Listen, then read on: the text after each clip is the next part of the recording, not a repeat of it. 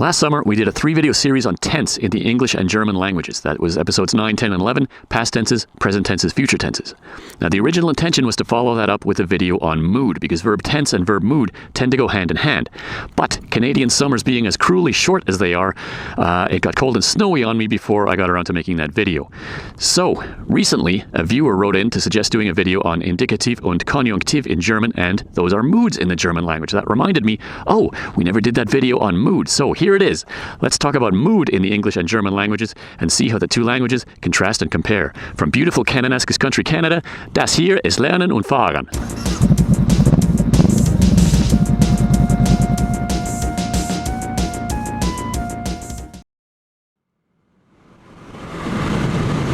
Alright, so let's get in the mood. Not that way. Let's get the terminology out of the way first. What does mood mean?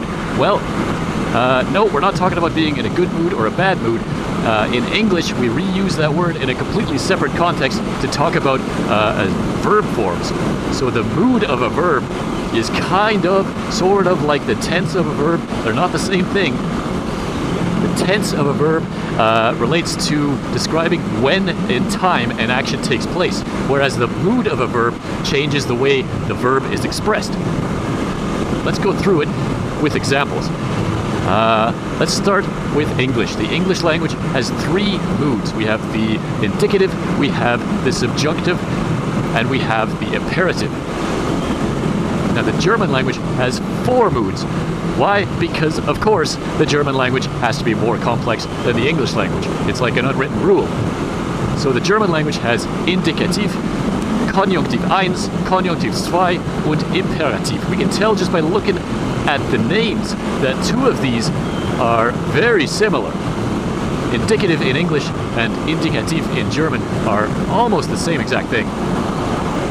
Now, indicative, we've actually already covered this last year. If you go back to episodes 9, 10, 11, when we went over tense, almost every single example in those videos was expressed in the indicative mood. What is indicative? Well, it's used for stating factual stuff. So most of the time when you're using a verb in a sentence, you're probably using it in the indicative sense, in the indicative mood.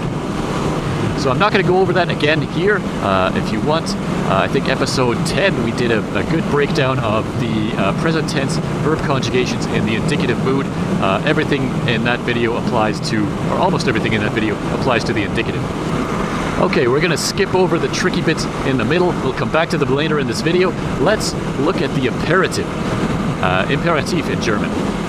This comes from the Latin word imprepare, which means to command. If you've watched Star Wars in German, you've probably heard the word Imperator. Der Imperator hat mir befohlen, dich zu töten. The Emperor has ordered me to kill you. Imprepare means to command something, and the imperative mood is all about giving orders or telling people what to do. Now in English, it's pretty straightforward. You generally just take the verb stem on its own and you're done. So if the verb is to stop and you want someone to stop, you just say stop. If the verb is to go and you want someone to go, you just say go.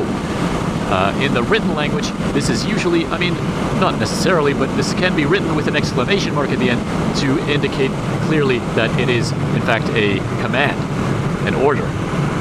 Now in German it's similar, but a little bit more complicated, because in German we have to worry about plurality and formality. We don't care in English. If you're talking to one person or you're talking to a group of people, it's the same imperative form of the verb. But in German they distinguish between singular and plural, at least in the informal. The singular informal imperative is just the stem of the verb by itself, same as in English. If the verb is gehen and you want someone to go, you can say geh. You can also say, geh weg. That means go away. If the verb is stoppen, to stop, you can just say, stop. Very similar to English, slightly different pronunciation and spelling. Now in German also, we have to worry about separable verb prefixes. Another way to say stop in German is aufhören. So, because it's separable, when you use that in the imperative, you don't say aufhören, you say hör auf. A very common line you'll hear in German TV shows is hör auf damit. That always sounded like a swear word to me, but it isn't. It's a linguistic coincidence that it just happens to sound like an English swear word. hör auf damit. Damit means with that. So in English, you might say something like, cut that out, or stop it with that. In German, you say, hör auf damit. Cut it out.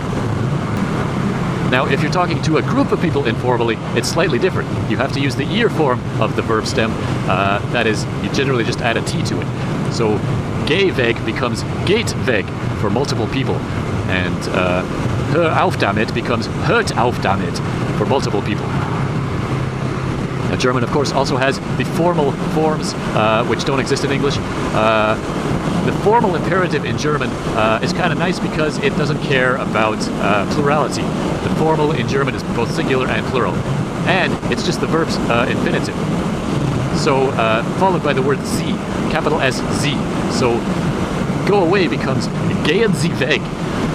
Stop it with that becomes hören Sie auf damit. Now, in both languages, you can soften this a little bit by adding the word please or bitte. Bitte geh weg, please go away, is a little less harsh than just go away. But again, as we discussed in the last video, tone of voice makes a big difference here. Please go away can be either polite, like please go away, or it can be really, really angry, like please go away! Same in German. Bitte geh weg, bitte geh weg! And both languages have the ability to soften this further and in fact avoid the imperative mood altogether by converting the command into a question. For example, would you please follow me instead of follow me? Würden Sie bitte mir folgen instead of folgen Sie mir? This technically doesn't use the imperative mood because you're asking a question and not giving an order. But depending on context, you can still make it very clear that it's an order. For example, if the police are arresting some guy, they can say, "Sir, would you please come with us?" It's phrased as a question, but it's spoken as a statement. They're pretending like you have a choice, but really what they're saying is you're going to come with us no matter what. So that's about it for the imperative in both English and German.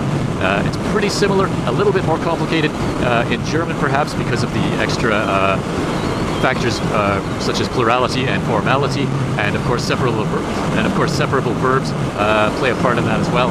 But the general concept is the same. The imperative is all about telling people what to do.